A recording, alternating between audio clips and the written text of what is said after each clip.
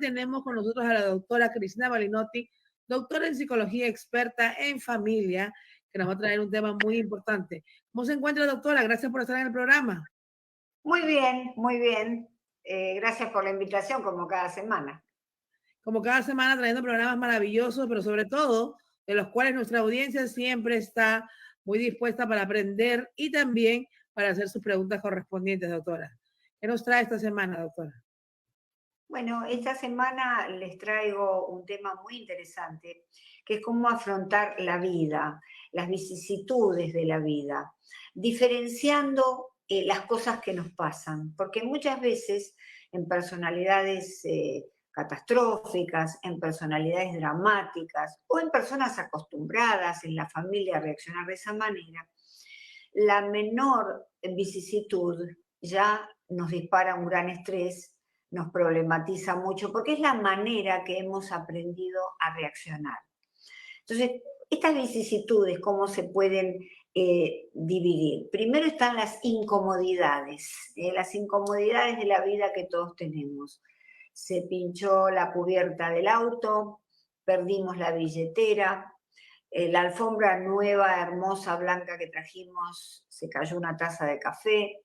Esas son cosas que nos suceden a diario y que muchas veces reaccionamos como si se tratara de verdaderas tragedias, ¿verdad?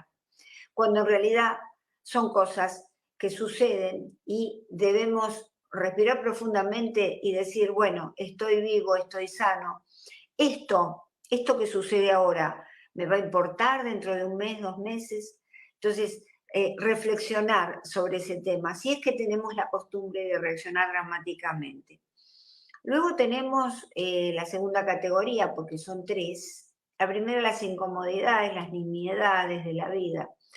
Y los conflictos es la segunda categoría. ¿Qué es un conflicto? Un conflicto es cuando en una misma persona conviven dos tendencias opuestas. Yo quiero hacer tal cosa, quiero liberarme y hacerlo, pero no puedo porque yo aprendí que no puedo.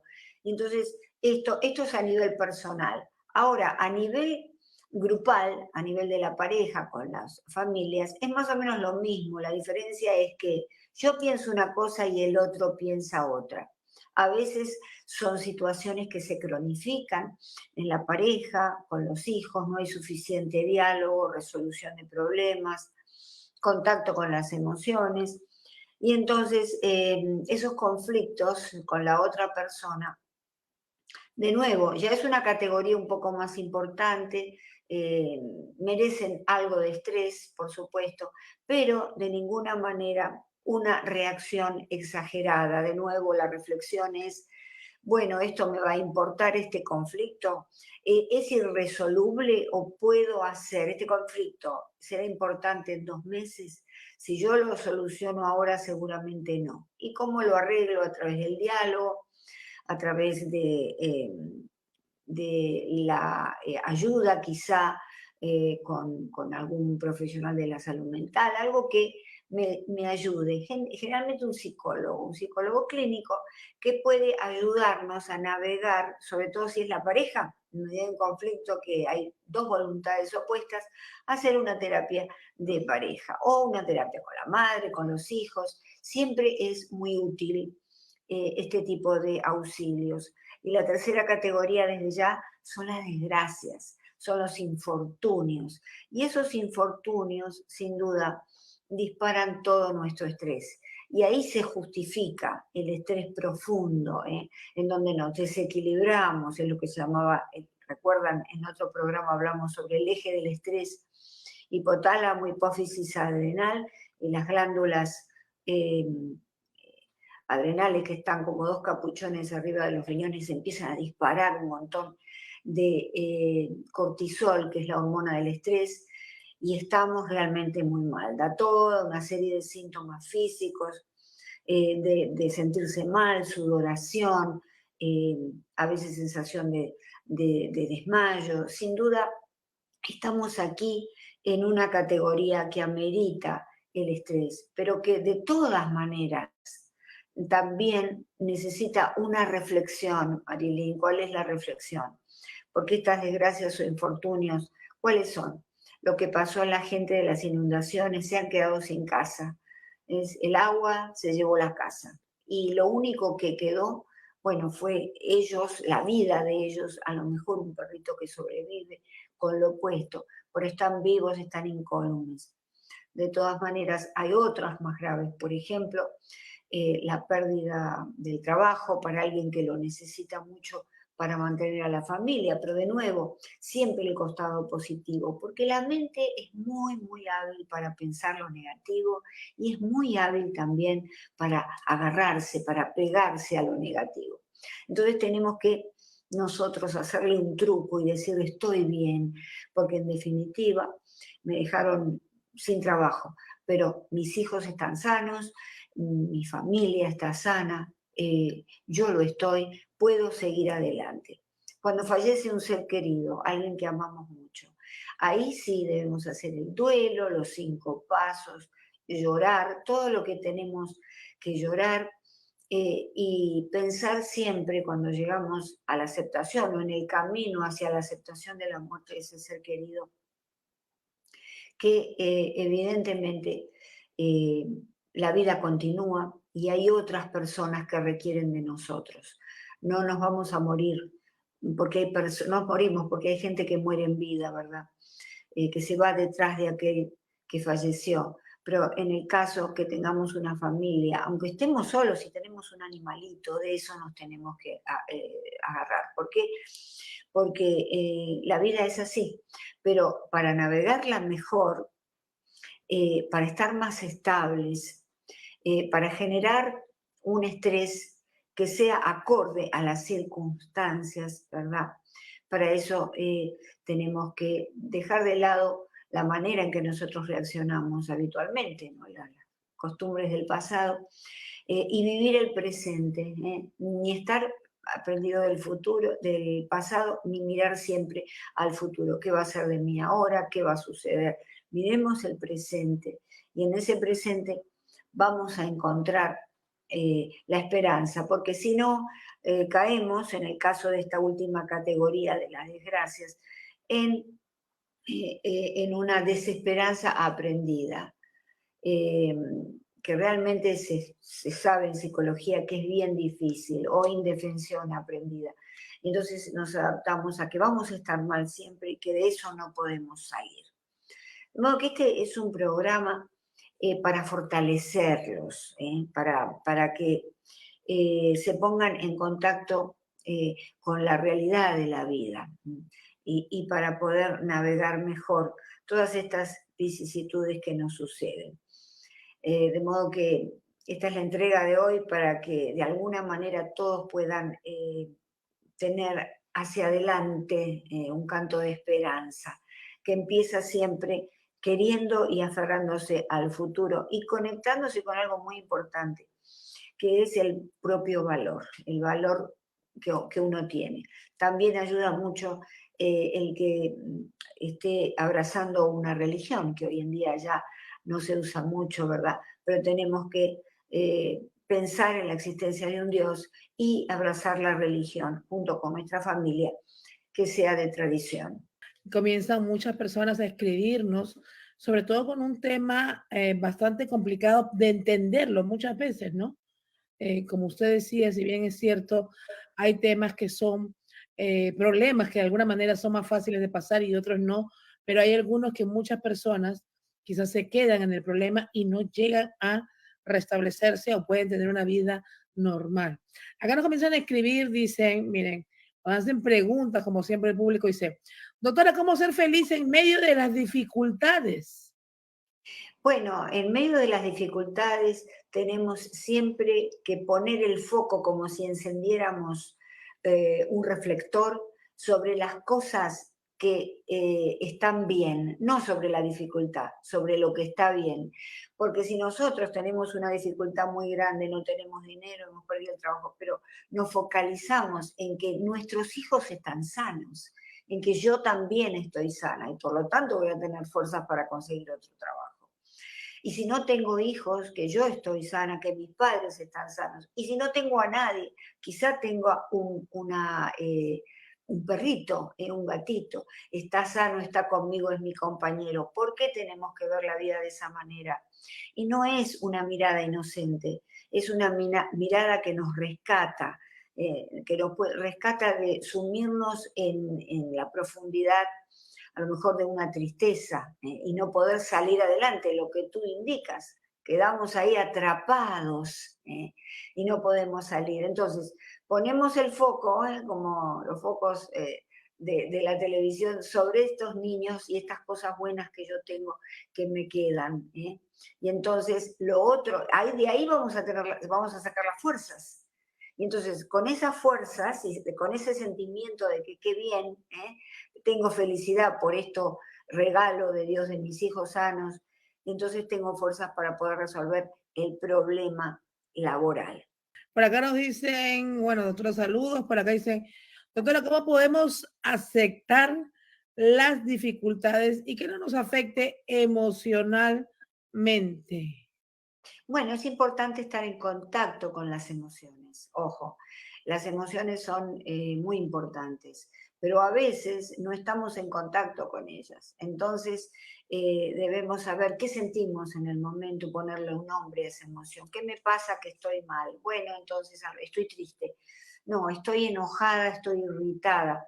Y entonces, a partir de ahí, vamos analizando por qué me pasa esto.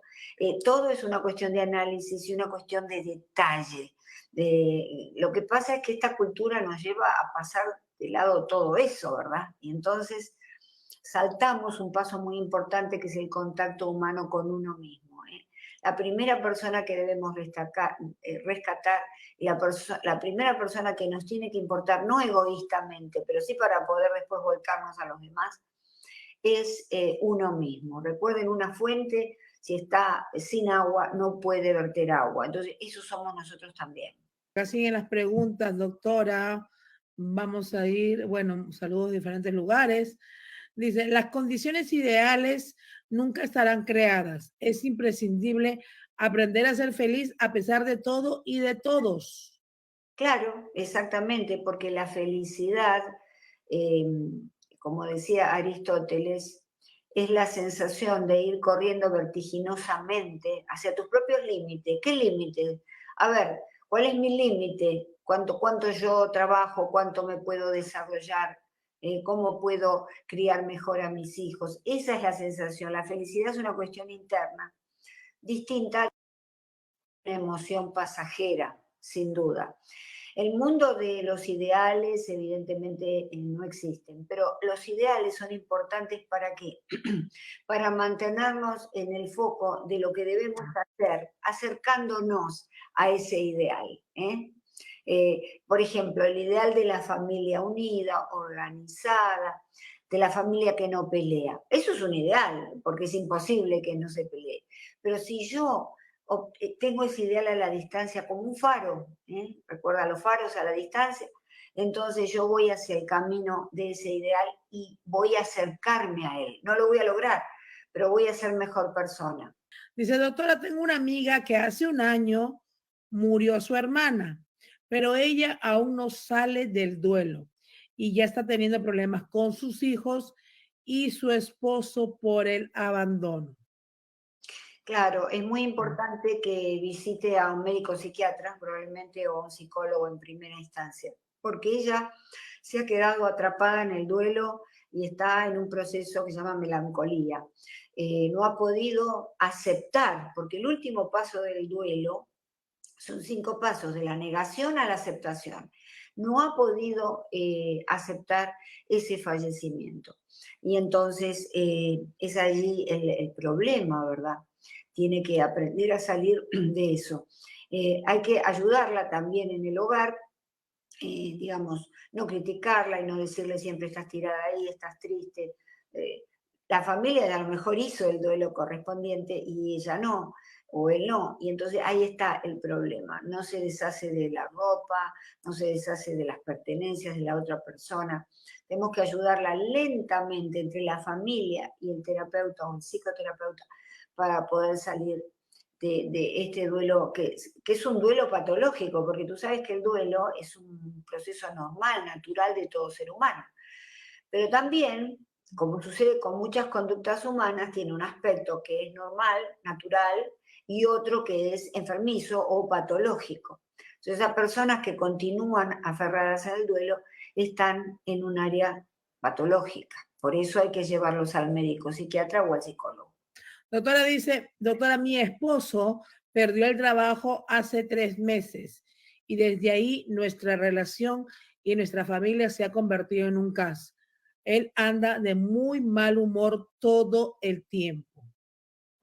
Bueno, habría que ver previamente cuál es la personalidad del esposo, si tiene algún trastorno de personalidad. Si antes era un individuo irritado ya, ¿eh? Lo que pasa es que no se le notaba porque andaba bien con el trabajo. Si era una persona que contestaba un poquito mal las cosas o los diálogos en la familia, porque si es de golpe, entonces ahí hay que ayudarlo, hablar con el médico clínico y ver qué es lo que está pasando allí, porque puede ser, digamos, un estrés crónico que lo tiene completamente irritable, que lo tiene ansioso, ¿verdad? Que no lo deja vivir bien con él mismo y con la familia. Entonces ahí hay que hablarlo, ahí hay que sentarse y decirle, veo que estás altamente irritado, distinto a como estabas antes, o peor de lo que habitualmente estabas. Y entonces creo que por el bien de este grupo familiar tenemos que visitar al médico. Recuerden, es muy importante poner en la palabra todo. Inclusive cuando hablamos de lo anterior, de las incomodidades de la vida, de los conflictos, cómo solucionarlos, primero lo tenemos que decir, porque Lacan decía la palabra funda un hecho. Cuando yo digo algo enunciándolo con la palabra, es una realidad, se va a hacer una realidad. Entonces tenemos que hablarlo y de esa manera es como que abrimos las compuertas de un dique y se larga todo afuera, todo lo que está sucediendo. No nos quedemos en el rencor, no hablemos atrás de él, no le hagamos caras, eso hay que resolverlo de frente. Dice, doctora, mi hijo desde que lo cambié de colegio ha cambiado su actitud. Dice que no pasa nada, pero veo que le ha afectado el cambio en su estado de ánimo. ¿Qué puedo hacer? Bueno, depende de la edad que tenga, pero podemos decir que en general los niños, si están muy bien adaptados a una escuela, van a sufrir el cambio, van a sufrir el cambio. Y recordemos que tienen menos recursos que nosotros para poder manejar eso, ¿verdad? Y entonces comienzan las conductas preocupantes, de modo que una consulta al médico pediatra y ver qué puede estar pasando allí. Pero es casi normal. Nosotros como adultos inclusive, si tenemos que pasar de un trabajo que estábamos muy confortables a otro que no, las cuestiones, nuestro carácter se altera. Lo mismo con los niños. Doctora, tengo un familiar que vive constantemente en depresión, ya que por un accidente quedó inválido y no logra salir de ese cuadro. Bueno, primero tenemos que saber si es una depresión clínica, es decir, pasible de tratamiento, si es que está en tratamiento ya de antes y ahora se agudizó, o si es una depresión subclínica que implica una tristeza profunda, un abatimiento. Pero no podemos hablar exactamente del constructo del cuadro depresión clínica. Tenemos que, eso hay que, la gente, todos nosotros utilizamos la palabra depresión de una manera muy facilista, pero hay que entender los matices. La depresión es una enfermedad mental, química, hay que suplementar con químicos que nos faltan en el cerebro. La depresión le sucede, que es una depresión endógena, a mucha gente que vive muy bien y no tiene ningún conflicto. Entonces, Cuando es subclínica, de nuevo, es una tristeza, un abatimiento, hay que consultarlo de todas maneras, hablar con él y tratar de ayudarlo para salir. Tenemos aquí, doctora, dice, la vida se nos escapa mientras nos preocupamos por el futuro y nos lamentamos por el pasado. Es verdad, de ahí que lo que decían los romanos, carpe diem, vive el día, que no significa que te vas a gastar toda tu cuenta de banco para vivir el día alocadamente y quedarte en la calle, significa disfruta de cada circunstancia que este día te propone. No, no hay que estar atado al pasado ni tampoco estar atado al futuro. Hay gente que está con la familia en una situación cotidiana, como puede ser cenar, y no están ahí, no están allí presentes. La mente está en otro lado. Ahí no se está viviendo el día. Y sobre todo no disfrutamos ni de una ni de otra cosa. Lo importante de eso. Por acá vamos con otra pregunta. Dice, doctora, mi mamá tiene un cuadro de depresión con pastillas hace mucho tiempo, pero no sé si debo llevarla a otro especialista porque veo que ella no mejora. Claro, sí, generalmente las personas que tienen el diagnóstico de depresión en alguno de sus tipos, porque hay como 6 tipos de depresión, eh, tienen que visitar a varios médicos psiquiatras hasta que dan con el médico psiquiatra que le da el tratamiento adecuado. A veces el mismo médico puede cambiarles el tratamiento, el médico que tienen ya tradicional, psiquiatra, les puede cambiar el tratamiento y sentirse mejor. Pero es muy común que los tratamientos no surtan efecto, porque a lo mejor hay que buscar otro y otro y otro. Depende siempre de la persona. Doctora dice, acá vamos con otra pregunta, dice, doctora, yo no puedo superar todavía que mi esposo me fue infiel.